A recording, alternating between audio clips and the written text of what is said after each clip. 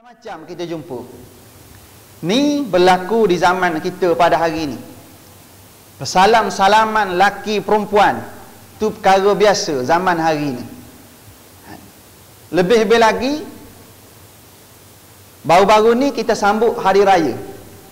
Bila mana hari raya kadang-kadang jadi bebas. Dengan sebab hari raya ni maknanya bebas belaka. Dengan sebab raya kan. Salam-salaman laki perempuan yang bukan mahram dah jadi perkara biasa.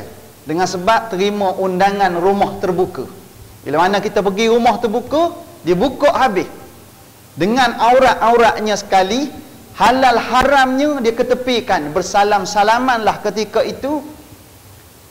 Walaupun bukan mahram, walaupun bukan suami isteri, walaupun bukan anak pinak kita, itu dah jadi perkara biasa dalam masyarakat kita pada hari ini. Sebab itulah yang betul-betul beramal dengan nilai Islam di zaman hari ini, kata Nabi, dipandang pelik, dipandang sinis, dipandang sebelah mata. Kalau kita tak salam laki perempuan yang bukan mahram, orang nampak Allah, raya pun tak salam.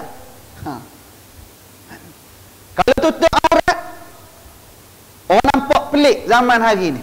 Kalau tutup aurat tu macam pelik. Kalau pakai jubah, pakai baju Melayu, pakai kain plekat, nampak tutup aurat tu dipandang pelik zaman hari ni. Sebab tu betul lah apa yang Nabi bagi tahu kepada kita. Nabi kata bada'al islamu gharibah wa sayaudu gharibah fatuba lil ghuraba kama bada'a atau kama qala. Nabi bagi tahu kepada kita bermulanya Islam itu di dalam keadaan dagang, dalam keadaan dipandang sinis, dipandang sebelah mata. Tak ramai yang nak mengikut, tak ramai yang nak memberi sokongan. Betul tak macam tu? Betul. Zaman Nabi dulu, pada awal-awal Islam dulu, Nabi bertungkuh lumuh berdepan dengan masyarakat Quraisy ketika itu. Tak ramai yang nak mengikuti Nabi.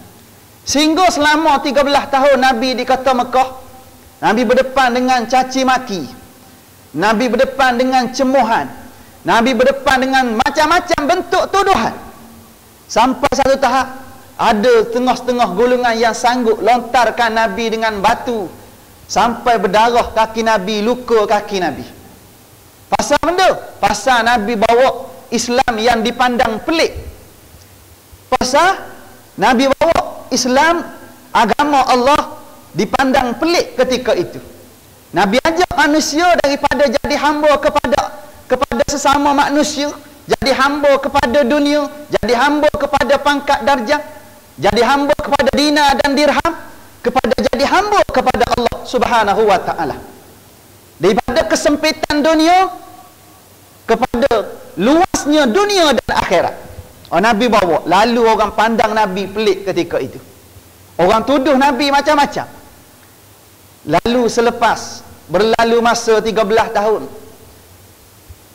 Nabi dan para sahabat diperintahkan oleh Allah Subhanahu wa ta'ala berhijrah ke bumi Madinah. Sebab itu kalau kita tengok dalam sejarah, betapa Islam itu tumbuh di bumi Makkah, tetapi suburnya bukan di bumi Mekah. Suburnya di mana? Suburnya di bumi Madinah. Bangkitnya Islam di bumi Madinah. Sehingga bila mana sampai di sana, Nabi bina sebuah masjid. Sampai hari ni ada lagi masjid tu. Nama dia Masjid Quba.